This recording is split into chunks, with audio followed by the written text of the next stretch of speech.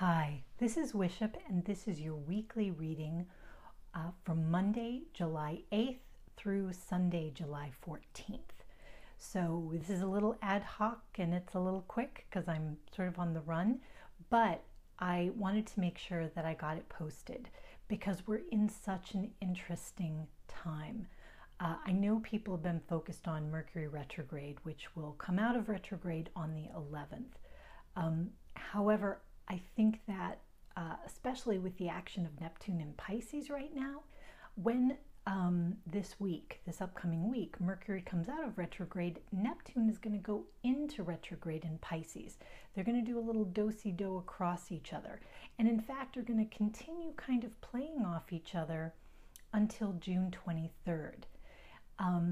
If you are focused on your outer plans, are they working? Are there inconveniences? Are there glitches? You have probably been frustrated and you're going to continue to be frustrated if that's the main focus of what you're doing during this time. At least that's how I see it. I think if your focus is on your inner treasure, what is all of this inconvenience? What is all of this weirdness? What is all of this unpredictability revealing? I mean, I think of it as we talked about all the different strengths and capabilities that we've gained and that we're just now becoming acquainted with in ourselves over the last, certainly 6 months, but it could be even longer through the whole Pluto-Uranus square. But as we are now finding that we have all these new strengths and capabilities, we may not know what to do with them yet. And we may be walking forward without the ability to make plans, at least not yet. And I think that's great because I kind of think this is one of those weeks where with our stronger muscles and greater skills, we end up finding, because of inconveniences, we're forced to adapt and we start digging through a closet. Well, I don't have the thing that I normally have because it broke or it's lost or I can't find it. So where's that other thing I used to have?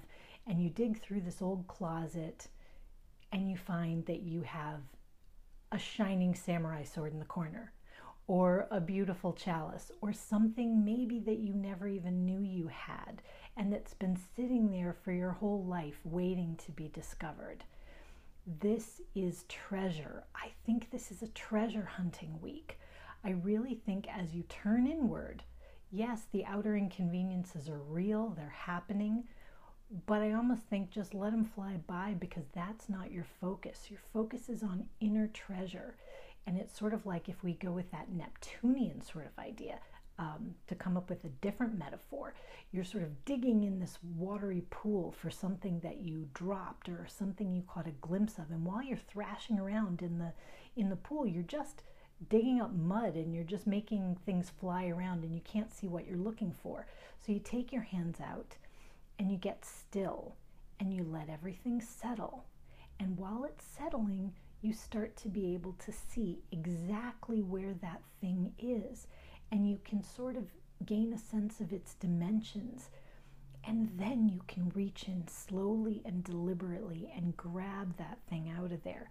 It might be something you've lost from your past, a capacity, a love, a desire that you used to have, and you re-find that passion. But it may also be something new, something unexpected, something delivered to you by the universe. There's a treasure in the bottom of a puddle right outside your front door, and you've been walking past it and not seeing it. And the inconveniences and screwed up plans cause you to see it. That's kind of the idea I first wanted to start with because I'm feeling that really strongly because Venus is in Leo and she loves to show off there, and we can think of Leo as being all about this bold face in the outer world, but fire is also spirit. So Venus is also looking for beautification of your spirit. She will frolic if you beautify your spirit. Think about your treasures. So I'm sorry that was kind of extended, but I really sort of felt like I wanted to say that. because the exterior inconveniences, those are all going to get taken care of. This is a time of locating vast, beautiful, lasting treasure within you. And that's exactly what the I-Ching is pointing to this week. You can see this card, which is great power. Okay, so this is thunder over heaven. Strength of character, I'll hold this up so you can really see it. Authority, dignity, influence, self-confidence, leadership, peak condition, and potency. And you can see, and we've had this card before, but you can see the great harmony and peace and potential and power. All of the signs of the I-Ching are represented. We have this calm Buddha. We also have this amazing lion. We've got this rainbow of colors. Things are in balance. There is potency and power. So I think all you have to do is go find it for yourself. But don't look in the ordinary places, because those are just part of your day-to-day. And we can spend so much time on the day-to-day that we fail to see the treasures in our own lives. And I think this week is calling us not to do that, to really let the wind carry us where it will, and to find amazements and wonders as we go. So the tarot cards I pulled for the week are from the Zircus Magi deck. And I'm going to give them a little flip and we'll see what we've got. Oh, hello. Love it. Love it. I couldn't love it more. How could I possibly love it more? I'm seeing them for the first time too. But we have the High Priestess, the Seer, the Temple of Knowledge. We have Passage, Six of Blades. This is, of course, a card of thought. And we have Thunder over Sky in the I-Ching, which are thought related. But this signifies a transition. You're changing your mind about something. You're moving from one phase to another phase. So the train of your thoughts is moving out of the old station and onto something very new, something perhaps guided by the deep wisdom of the High Priestess.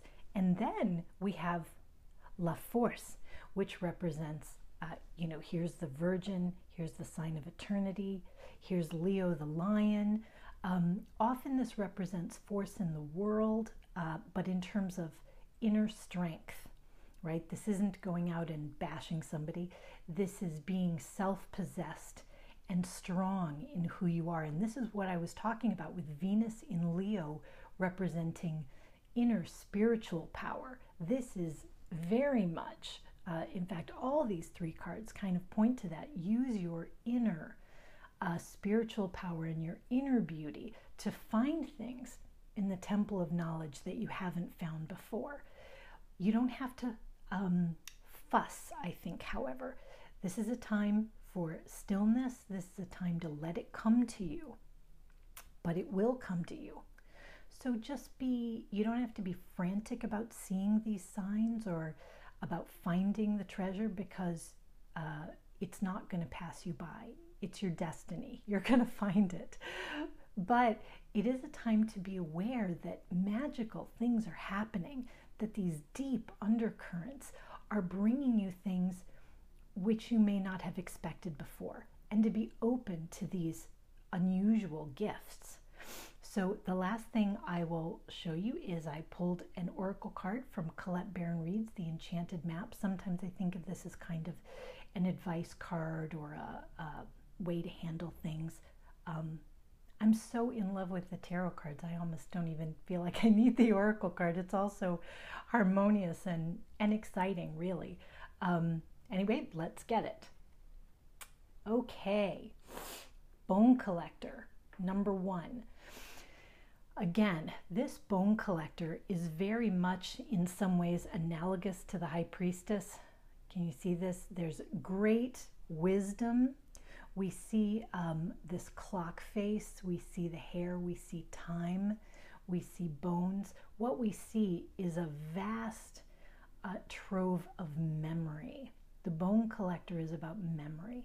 So that would tell me that if there are issues in your past that you haven't thought about for a while, this would sort of emphasize that reading of this week, that what we're doing is finding treasures from our past. And it may be the past that you remember in your life, but it may also be pasts before you remember this life. It may be ancestral pasts. It may be digging back into the place you've come from or the people you've come from. It may be simply expressing an intention to them, whether or not you know their names, that you want to connect, that there is ancestral wisdom. Your ancestors were survivors, which is why you're here. Whoever they were strong, and you can be grateful for their existence because here you are, proof. So even if what you're expressing is just sort of an intention to say, hey, thanks for existing, and I want to remember you, and I hope that wherever you're at, I'm wishing you all the good things, that can open up a channel of connection with deep wisdom. And that is some of what Mercury retrograde and Neptune, I think, in Pisces is all about. Pisces is, the oldest, most intuitive sign of the zodiac. And so Neptune there is really talking about ancient wisdom, or we can think of it as timeless wisdom. So I think here we have a really clear message this week. If you're busy having to take care of a lot of day-to-day stuff, that's fine. We all do. That's how you keep body and soul together. You're on this earth, and you shouldn't forget to shower or buy yourself groceries just because Neptune is tugging at your pant leg. But it is. So make your time, take care of the stuff you got to take care of, but make sure that you consciously open up time to wander, to explore, to delve deep into who you are, because there are wonders and treasures waiting for you.